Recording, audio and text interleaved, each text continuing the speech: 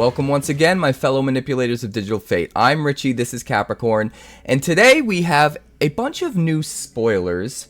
Most notably, we have the very first DuskMourn spoilers. This set's looking kinda crazy. This is a set that is loosely themed around haunted houses. I think the entire plane is a giant haunted house, if I read that correctly. So it's loosely based around that sort of vibe, kind of like 80s horror movie vibes. It seems really interesting, and it's a set that's going to release at the end of September, just in time for spooky season, just in time for Halloween, which is really interesting. Before we talk about the cards, I want to note that it releasing at the end of September is really weird because BloomBurrow releases at the very beginning of August. Normally we have a set that releases in November, but we don't have anything on the calendar right now to release in that time frame. So if this set releases at the end of September, it means we're going 3.5 to 4 months without a standard set release throughout the entire holiday season, which is weird. And I feel like maybe since detailing the original roadmap for set releases, I think Wizards might have changed their mind and bumped things up, and I wouldn't be surprised if we get some kind of a secret set at the end of 2024 towards the end of November, or if the very first set of 2025 actually comes at the tail end of this year, sometime during the holiday season. But that's just speculation on my part, and we're here to see the cards. That's what we're excited about. So we have these first couple DuskMourn cards, which look really interesting. They were shown off in order to show a new Japanese-only alternate art card treatment, borderless card treatment, which looks really interesting, so we get to see those for the first time as well. But we also have a handful of leaked BloomBurrow spoilers that popped over the last few days, so I want to make sure and cover those as well. Just cover all the new juicy craziness that has been spoiled over the last few days. And I think we're going to do the BloomBurrow cards first. So let's jump right into those and get through those, and then we can talk about the DuskMourn stuff. So first up, we have Ral Crackling Wit. Now, the leaked version, not very clear, doesn't look very legible, so we did find a Create-A-Card version that popped up on the interwebs. So this is Ral Cracking Wit, but it's not actually Ral Cracking Wit, it's Ral Crackling Wit. So somebody misspelled it, making the Create-A-Card version, but I'm still glad it exists. It's something we can read more legibly, talk about the card, but it is exactly word for word copied from the leaked version, so you don't have to worry about this being a fake or anything like that. So, Ral Crackling Wit, 4 mana for a 4 loyalty planeswalker, in the colors of Izzet, and whenever you cast a non-creature spell, you put a loyalty counter on Ral Crackling Wit. Also, you can uptick it 1 to create a 1/1 blue and red otter creature token with prowess. You can go -3 to draw 3 cards and then discard 2 cards. And you can -10 to draw 3 cards and get an emblem that give all of your instants and sorcery spells Storm, which is kind of insane. For those of you who don't know, Storm is one of the most powerful mechanics in Magic that we were told would very rarely, if at all, be reprinted again, ever, in the history of Magic. So it's crazy to see this ultimate here give everything Storm. And this card's kind of insane. The fact that it can uptick to give you a blocker to stall the game until you can, like, get the cards you need to really go off is nuts.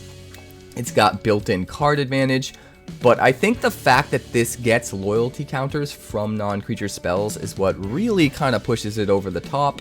And in particular, you can play this with non-creature spells that proliferate, and you get a counter from playing the spell, and also another counter from proliferating, and in that way, you can get up to 10 loyalty counters really, really quick, and get that emblem online way quicker than you should be able to, and I absolutely think that's going to be some sort of an archetype, so that just seems really disgusting to me. This is probably going to be broken in some sort of new standard deck once it's released, and it just, I don't know, it seems kind of crazy, but let me know in the comments if you agree. Next up, we've got Parting Gust, and once again, the quality, not that great, but we did end up tracking down a custom version of this card that is cleaned up more so that we can read it more legibly. This is 2 white mana for an instant. You gift a tapped fish when you play it, if you want to. You don't have to. We'll get back to that in a second.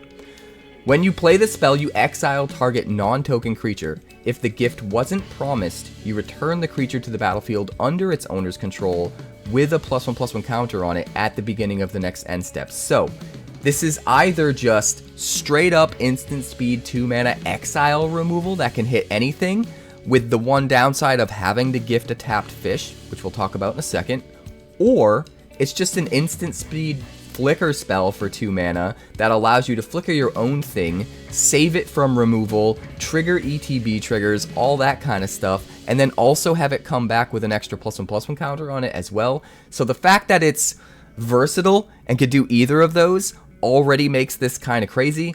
Now, what does gifting a tapped fish entail?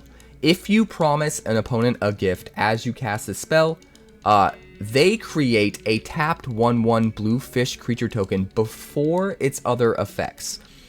So I almost feel like this is similar to the cast triggers that Eldrazi tend to have, where your opponent will get the fish before you get the rest of this card. I don't know if it's strictly a cast trigger in the same way that Eldrazi's have cast triggers, and if the timing is the same on it. So if you have any insight on that, let me know in the comments for sure. But it's pretty interesting. They get the 1/1 first no matter what, and then you exile the big problematic non-token creature. Honestly, just giving them a 1/1 with no abilities is still insanely good for a 2 mana instant speed exile any non-token creature. So I think this is pretty amazing as removal. The fact that it has a second mode where it can flicker things is also pretty crazy. So I don't know. This card just seems nuts to me. Let me know in the comments if you agree. But we're going to move on here to the final leaked BloomBurrow card, at least for now. This is 3 Tree City. And this one is even less quality than the other leaked cards, so we absolutely had to track down a create a card version. Luckily, there are plenty of people on Google that are clever enough to do that kind of work. We would make one ourselves if there weren't, but we didn't need to do that because this one exists. This is 3 Tree City, a legendary land. As it enters, you choose a creature type, and then you can tap it to add just a colorless mana, or you can pay 2 and tap it and choose a color, add an amount of mana of that color equal to the number of creatures you control of the chosen type. This card's nuts. It doesn't even come onto the battlefield tapped. Sure, you can only tap it for colorless mana until you get to a point where you can use the mana generation ability, but even still, it comes onto the battlefield untapped. It doesn't really slow down your tempo. And it gives you mana of whatever color you need. It's not any one specific color, like some lands that tend to do this do. Tolarian Academy gives blue, Cabal Coffers gives black. This gives any color you need. Granted, I'm not saying it's as powerful as, Cabal Coffers or something like that, but it's comparable at least, right? I feel like this card is insanely powerful. Anybody that's going wide with a tribal type is gonna love this. The one thing I worry about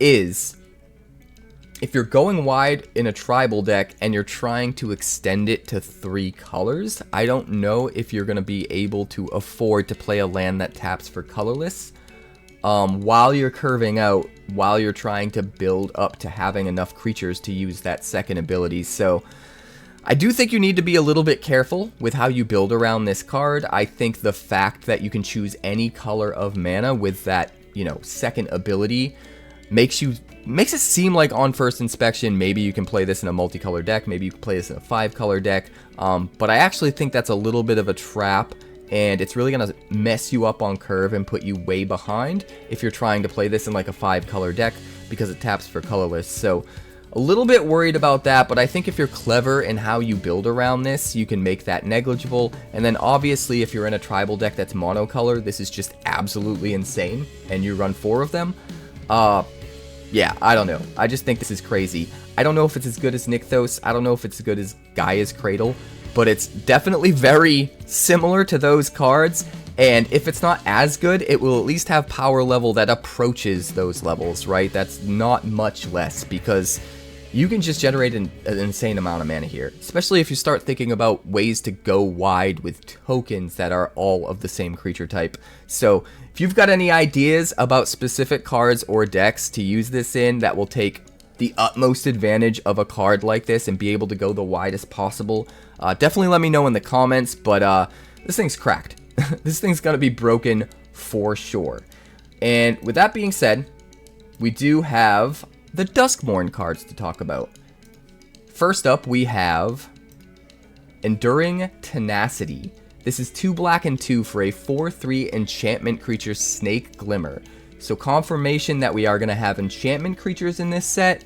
Enchantments seem to be coming back as a huge theme in this set. And one thing I want to note before I go on to talk about the rest of what the card does is, thank goodness we're getting rotation, because Kamigawa is leaving standard finally. And there's so many enchantment synergies in Kamigawa that we already still see enchantment tribal being a huge thing in the meta right now. Maybe not as big as it used to be, but it's still a very powerful, scary deck.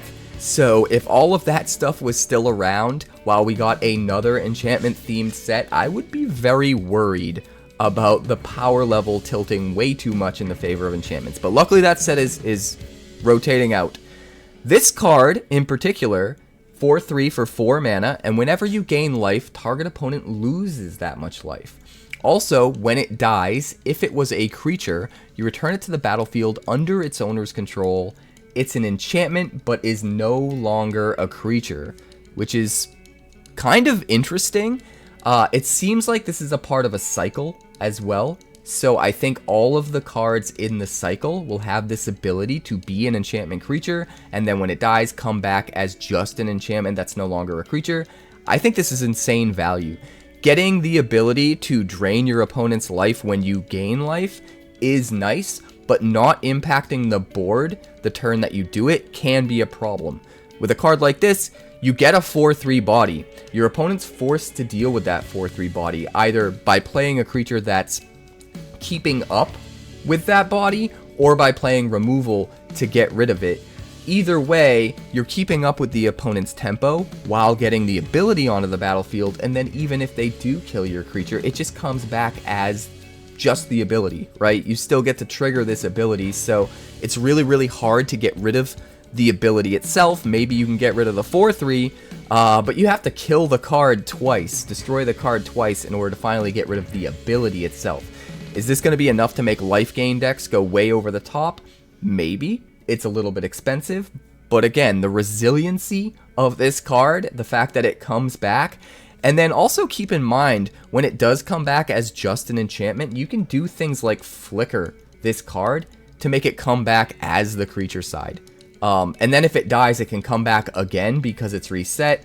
So this this just seems kind of crazy to me. There's so many synergies you can do, and I can't wait to brew with this card. And like I said earlier, there is a cycle, it looks like, an enduring cycle of glimmer creatures that this is a part of, and we have seen some of the arts for some of those cards. So before we move on to the last spoiler card of the day, we are just going to quickly glance at some of those arts. So first up, we have Enduring Curiosity, which is probably the blue one. Not sure what it does, but looks pretty interesting. And then we have Enduring Innocence, which I'm assuming is the white one. And then we have, finally, Enduring Courage, which I assume is the red one. So I don't think we've seen the green one yet. But moving on to our last card of the day, we have Overlord of the Hauntwoods. This is 2 green and 3 for a 6/5 enchantment creature, Avatar Horror. So again, another enchantment creature. It's absolutely for certain at this point that enchantments are going to be a pretty big theme in this set, right? When Overlord of the Hauntwoods enters or attacks, you create a tapped colorless land token named Everywhere that is every basic land type. That ability on its own is kind of nuts. Being every basic land type is crazy. Think about Case of the Shattered Pact, right? if you have a land of every type, the kind of shenanigans you can get up to by enabling a card like that, by being able to play cards of any color, is kind of gnarly. It's almost like a ramp card that fetches a land, except it doesn't fetch a land, it just puts one onto the battlefield, so you don't have to worry about like running out of basics to fetch and that sort of thing. Just really, really interesting. And it's whenever it enters or attacks, so every single time it attacks you get to make another one. And like I said before, you don't have to worry about running out of basics to fetch with this because it's not fetching anything. I just think that's kind of insane. Granted, it is a little bit expensive at 5 mana, so you know, you do have to work to get this online, but then it also has this other ability, Impending 4, for 2 green and 1. We have no idea what this does yet, this Impending 4. If I was a betting man, though, and I guessed at what it did, my guess would be this. We already saw an enchantment creature that can come back as just the enchantment and not be a creature with that last spoiler we saw. So my guess is if you play it for the impending cost, it enters the battlefield as just an enchantment that isn't a creature. And then you put that many counters on it. So in this case, you'd put 4 counters on it. And then every turn, you probably remove a counter. And then when the last one's removed, it becomes the creature version of the card. I think that would be a safe bet. And in that way, you can play this on turn 3 as a sort of, you know, 3 mana turn 3 ramp card that gets you, you know, this 5 color land, if you will, this token that counts as every basic land type and ramps you, but it's not a creature. But it will be later, which makes it strictly better than any other like 3 mana fetch a land card. Like, you don't have to take the lands out of your decks, so you don't run out of basics to fetch. It's a land of every type, so it can make any color. It's a token. You can interact with it in interesting token ways, like cards that can make copies of just tokens, like 3 Blind Mice. And then eventually it just becomes a creature without having to pay any extra mana. Now, granted, we don't know that that's what Impending 4 does. That's just my guess at this point. But I do think it's a pretty safe guess based on all of the information we have around this set and the sort of themes we've seen thus far. Either way, super interesting card. Really excited to find out if I'm right about that. Let me know in the comments if you think I'm right about that ability, or if you have another idea of what you think that ability could be, the Impending 4, and what that does. Very curious to hear your thoughts on what this could be. And then we have just one more art confirming that this is also a part of a cycle. And this art is for Overlord of the Boiler Bilges. So another Overlord. So I assume we're going to get 5 Overlords, you know, in 5 colors. This one being green that we've seen. This one most likely being red.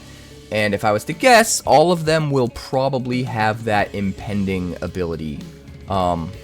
But that's going to do it for today. Thank you guys for checking out the video. Really excited about all the new cards. BloomBurrow is looking really interesting, and I'm excited for spoiler season to start. That's right around the corner. We're only like a week or maybe 2. I think it's like a week away at this point from spoiler season officially for BloomBurrow. So I'm looking forward to covering all of that. DuskMourn, maybe we'll have a couple more spoilers drop randomly like these ones. So you'll have to keep your eyes peeled. Any spoilers that pop, I'm going to try to jump on them right away, get them out to you guys as soon as possible so that you guys know before everybody else. If I can make that happen, I will. So look forward to that. Tons of crazy stuff on the way. And it's a really exciting time, honestly, for Standard. We're finally getting rotation. Finally. I personally do not like 3-year rotation. I wish it was still 2. But we're finally getting rotation, at least with BloomBurrow, so I'm excited about that. If you found any value in this video at all, please hit that like button. It helps the video get out to so many more people. It helps the channel grow, and I would appreciate it greatly. So to those of you that have been hitting the like button on all my videos, thank you so much. It means so much to me. And subscribe if you're new so you never miss a video. Like I said, tons of crazy spoiler content coming. We're going to hit the ground running with all of that. And also some pretty crazy standard deck techs that I've been brewing lately that are going to drop soon. So there's a couple of them up on the channel already. More are on the way. Look forward to all of that. And I'll see you next time.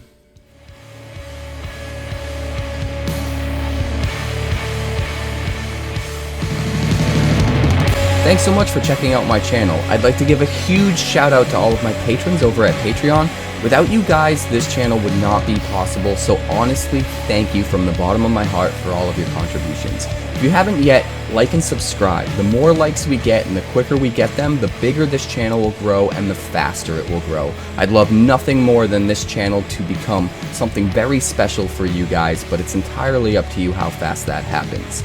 Also, if you'd like more deck techs, that's somewhere over there. And if you'd like to see what else the channel's been up to lately, that's somewhere up that way.